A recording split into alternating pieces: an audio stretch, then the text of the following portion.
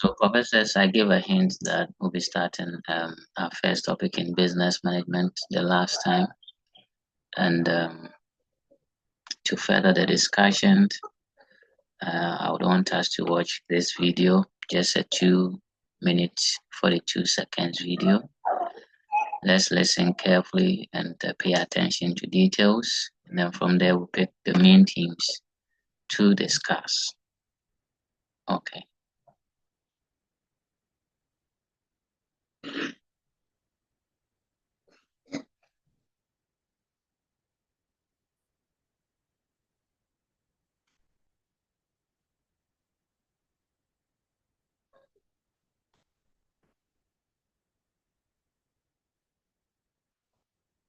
So let me share my computer sound.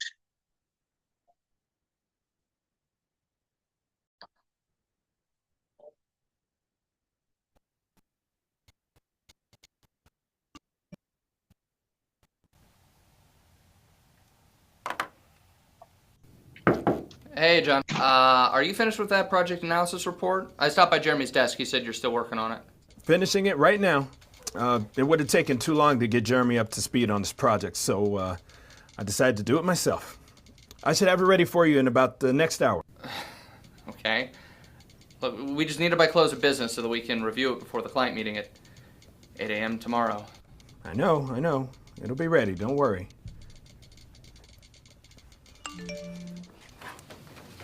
Hey, John. Mr. Fujiyama's on the line for the third time today. He said he really needs to talk to you. Can I forward him to Marie? She is the lead on his project. No, Teresa, I really need to handle Mr. Fujiyama myself. He's a very important client. Tell him I'll call him back in 1 hour. Okay. Hey, John, you ready to go to lunch? I don't have time for lunch today. I am too busy. I know we were going to discuss the meeting with the IBT group tomorrow, but... It's okay. I already put talking points together. You want to see them? No. Actually, I think you should use mine. I wrote these down in the Starbucks line. Use these. Sorry, I wasn't able to text them to you on the phone, but I was talking with a client. Okay.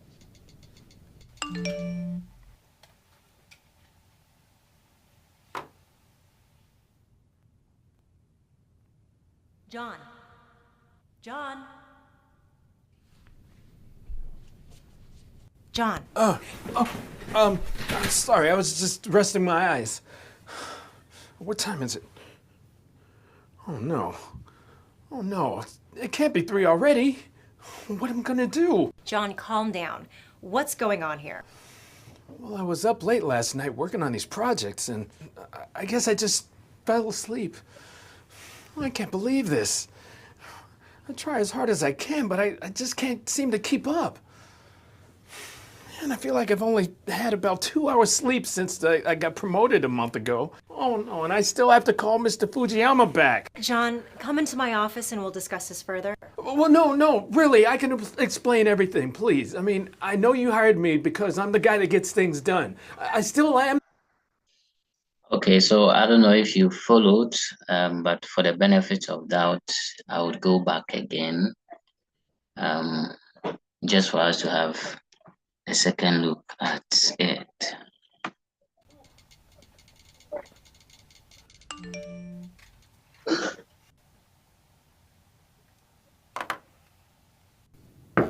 Hey, John. Are you finished with that project analysis report? I stopped by Jeremy's desk. He said you're still working on it. Finishing it right now. It would have taken too long to get Jeremy up to speed on this project, so I decided to do it myself. I should have it ready for you in about the next hour. Okay. Look, we just need it by close of business so that we can review it before the client meeting at 8 a.m. tomorrow. I know. It'll be ready, don't worry.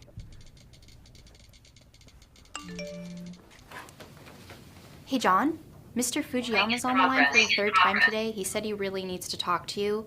Can I forward him to Marie? She is the lead on his project. No, Teresa, I really need to handle Mr. Fujiyama myself. He's a very important client. Tell him I'll call him back in 1 hour. Okay.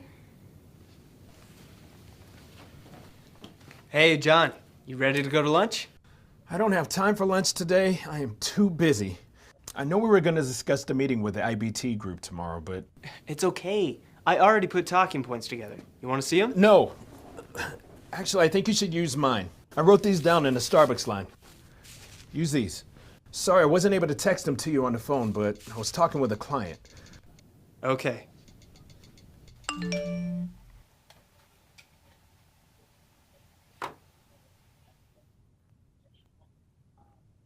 John. John. John. Sorry, I was just resting my eyes. What time is it? Oh no. Oh no. It can't be 3 already. What am I gonna do? John, calm down. What's going on here? Well, I was up late last night working on these projects, and I guess I just fell asleep. I can't believe this. I try as hard as I can, but I just can't seem to keep up. And I feel like I've only had about 2 hours sleep since I got promoted a month ago. Oh no, and I still have to call Mr. Fujiyama back. John, come into my office and we'll discuss this further. Well, no, really, I can explain everything. Okay, so professors, I think you've had the benefit of the details of the video, and I want to hear from you. What do you pick from this short video? What is happening here? Please let's feel free to share our thoughts. Okay. Yeah, Prof. Na. Okay, sir. Thanks for the opportunity to speak. So, from the video, I realized that the man, when he got promoted, he always thought that everything should come from him. So he was piling all the work on himself. Yes. Okay, thank you very much, Prof. May I hear from others as well? Emmanuel, Cujo, Enam, Janelle, Portia, Augustine, Eugenia, Lord, Listowell. What do you also see from, or what do you pick from this case or scenario?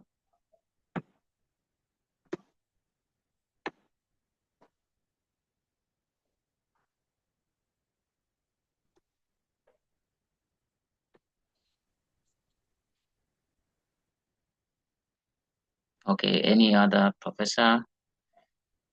Okay, Prof. Janelle, may I hear you? Okay, Eugenia, I'll come to you after Janelle. So Janelle, let's hear you.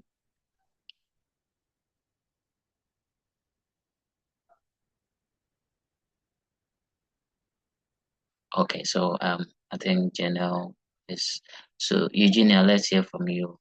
Then probably after we hear from Janelle. Eugenia, Good morning, sir. good morning. What I learned from this, what I heard is since the man got a promotion, he didn't want to disappoint the management, so he kept on working hard and pressuring himself. Okay. Okay, I think I'll pick last two opinions and then we'll move on. But the earlier speakers are hinting about the gentleman trying to do everything after his promotion and feeling that everything should come from him as he finds himself in the higher position. What else did you see? Okay, Selikem, let's hear you. Please, good morning. Good morning.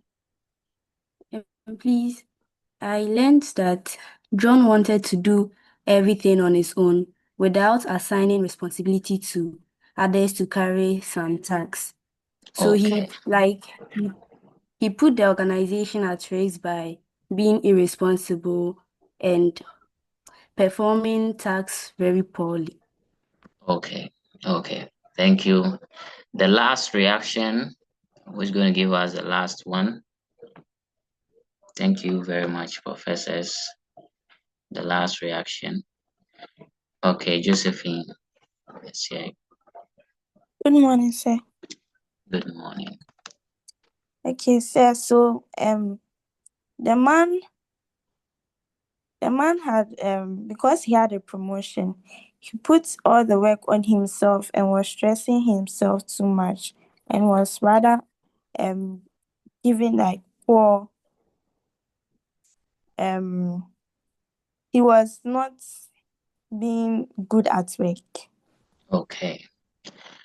Awesome. Thank you very much. So, let me give my bit of what I saw. So, you see, this is a person who has a lot to do. He has to call someone. He has to finish up a project. In fact, he has to go for lunch. And at any point in time, he had people who suggested or even gave him a hint that they have organized something to assist him, but he failed and was always insisting that I will do it myself, I'll finish very soon, etc. Now, why are we looking at this video? We are looking at this video because in businesses, managers find themselves in this position. This gentleman finds himself. You have a lot of things to do. Now, as human as you are, you might not be able to do everything. And so sometimes you have to do what we call delegation.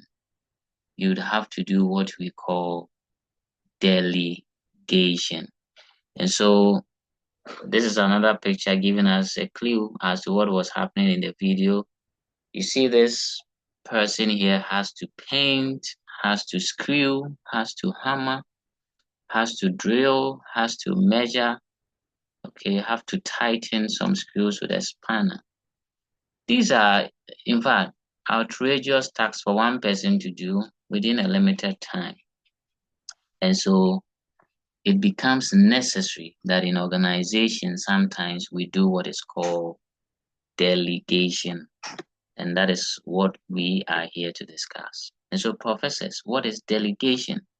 And I think the introduction gives you a hint of what delegation is. But let's look at delegation here. Prof. Portia, you want to say something? Go ahead.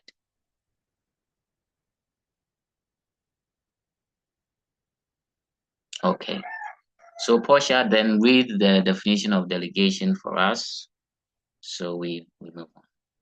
Delegation, what is it? Good morning, sir, and everyone.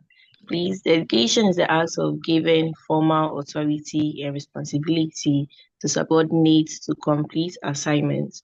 It involves assigning tasks, granting authority, providing necessary resources, and establishing accountability. Great, great. So to delegate means to give authority, formal authority, and responsibility. So pay attention here. If you are delegating, first of all, you need to give the person authority. And what is authority? The power to do something. And as well, add responsibility, okay, for the person to be able to complete a certain task or assignment. Okay.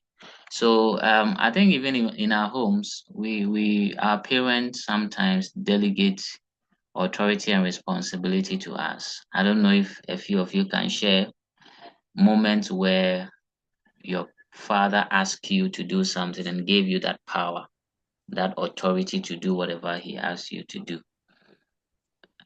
Would have any of you had such an experience, and would you share?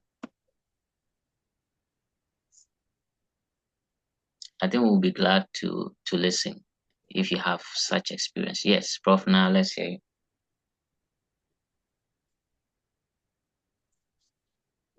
Okay, sir. Okay, so for me, my parents gave me the authority and the responsibility to actually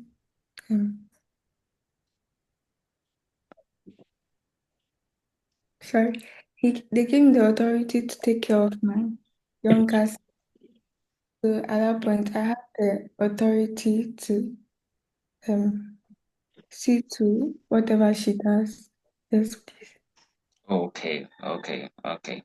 So you were given the power to take care of your younger ones, and so I'm sure you were determining how much food they ate that day, how much television they watched, etc. I have been in that position before when my mother gave me a bowl of rice to share. And so I was determining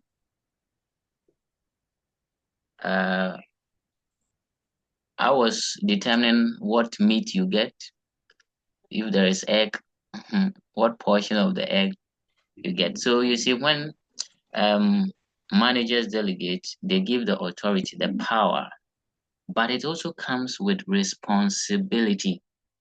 Okay, it's not just the power, but it comes with responsibility.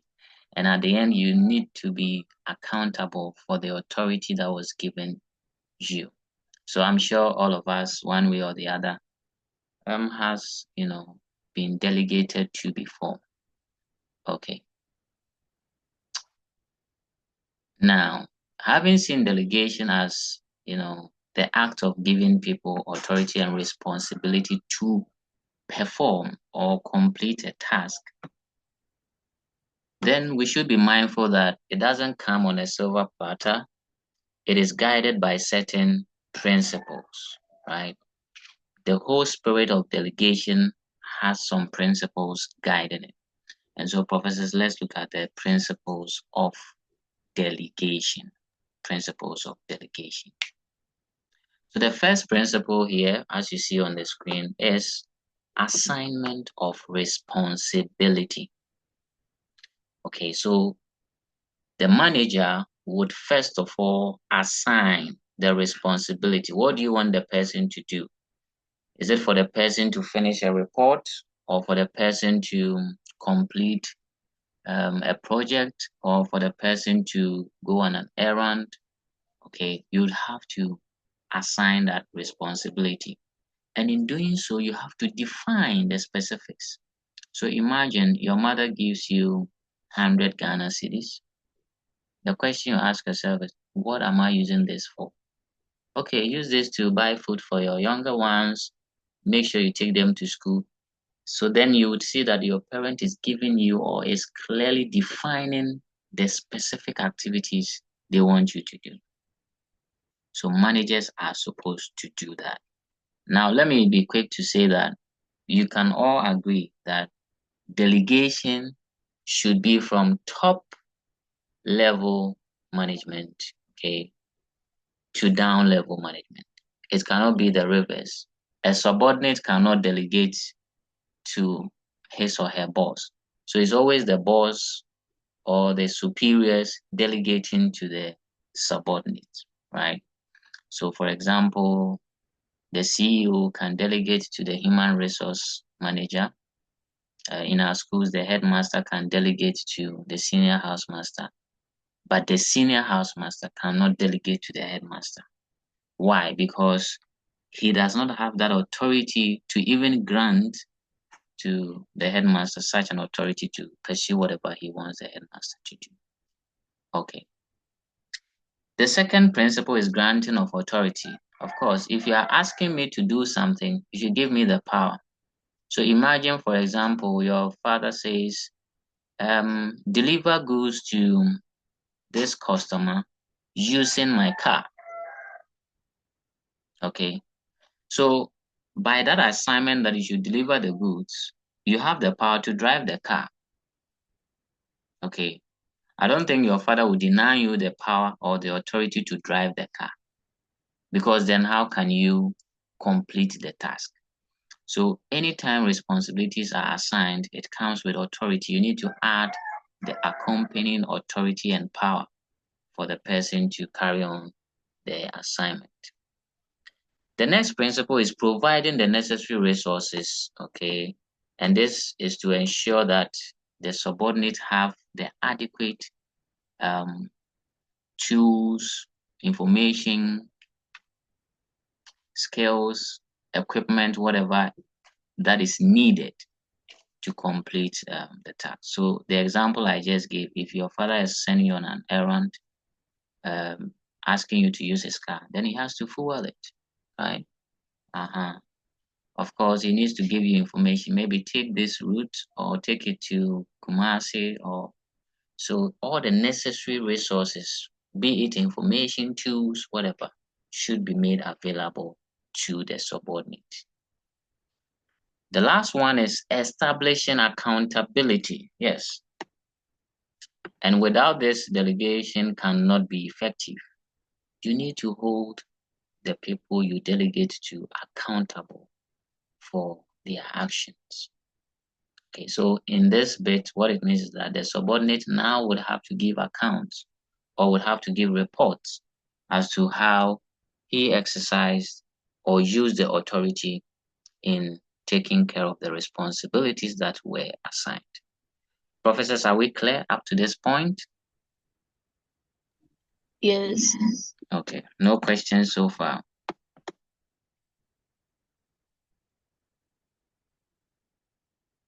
Okay, now the next bit to look at is, interestingly, even though it seems like delegation, is very beneficial to every organization, most managers fail to do it. And as a matter of fact, most subordinates also even feel reluctant to accept responsibilities and authorities from their bosses. And so we are going to discuss why managers sometimes fail to delegate and why subordinates also sometimes refuse to, take up delegated authority and responsibility. But before that, let's look at the benefits of delegation. And I think we'll discuss this before I move to the slide for us to look at some of the points. If we reference the video, what do you think are some of the benefits of delegation? If this gentleman had delegated some of the tasks, what would have been the benefits or the importance? Okay, I think Prof now is in the mood this morning, but I would love to hear from a lot of people. So let me see. Some people haven't spoken this morning. Prof Lord Listowell, let me come to you, and then Ken Taki, please prepare yourself. What are some of the benefits of delegation if you have a lot of tasks to do and you assign some of the tasks to people? Well, what are some of the importance of benefits? Please, those who have raised their hand, don't drop it. I'll call you. But let's hear from Lord. Yes,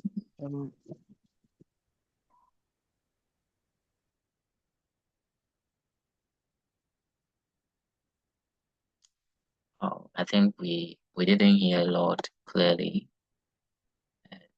Lord, if you can retake it. Okay, let me get the gentlemen and ladies. Prof Janelle, yes. Prof Janelle, your hand is up. Let's hear you. Thirdly, delegation provides opportunity for team members to develop new skills. That is very true. Okay, it provides the opportunity for team members, okay, to acquire new skills. That is true.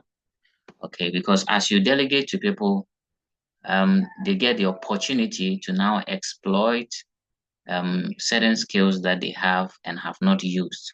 Okay, so that is very true. Let me pick the next point from Augustine Akoli.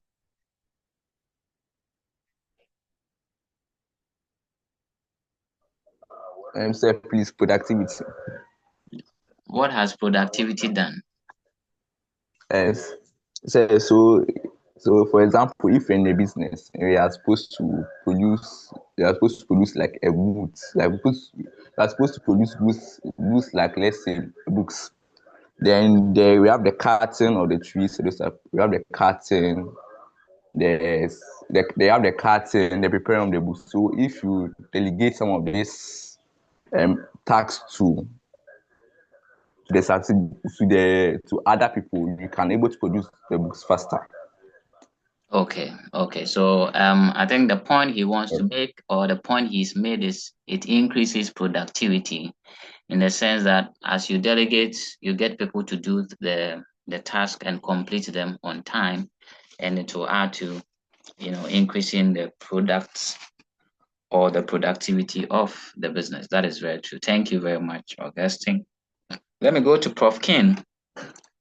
Prof. Kentucky, let's get your point.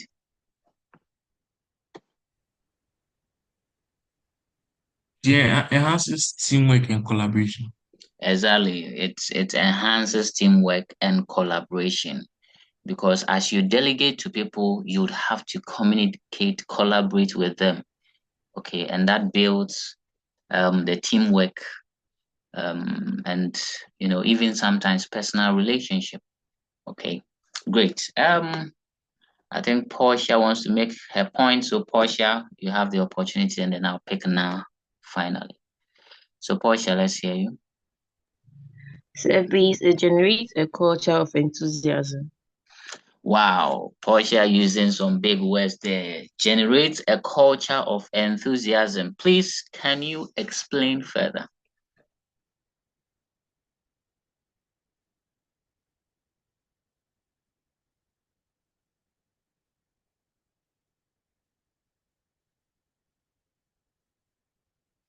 Prof. Portia, we are waiting for you to. Okay. Okay, yes.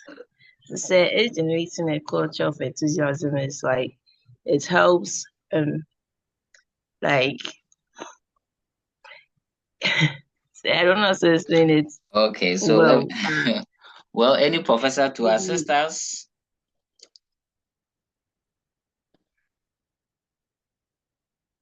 Oh, yes, I wanted a professor to assist us in but anyway, so enthusiasm means that employees or subordinates or workers are happy, okay, about what they do. And like she said, as superiors delegate to subordinates, it gives the subordinates that joy, that happiness, okay, and they feel they are part of the team. So it brings in that special feeling of happiness, and that is enthusiasm. Okay, so that is the point that Portia um, made there, right? So because imagine even in the home, when your parents tell you to do ABC, it gives you that strong feeling of joy and excitement. You feel that, oh, my parents really. And I think for now, when she was asked to take care of her younger siblings, she had that joy that, hey, now I'm a big girl to the point that I'm given this responsibility and authority, right? So that's the point Portia made. It creates that culture of enthusiasm. Let me hear from now finally, and then I think. Okay, sir, thank you. So it reduces the burden on the manager. Exactly.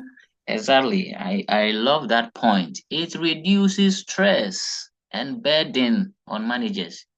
You see from the video how the guy was stressed up. He even dozed off at some point, right? He was so stressed.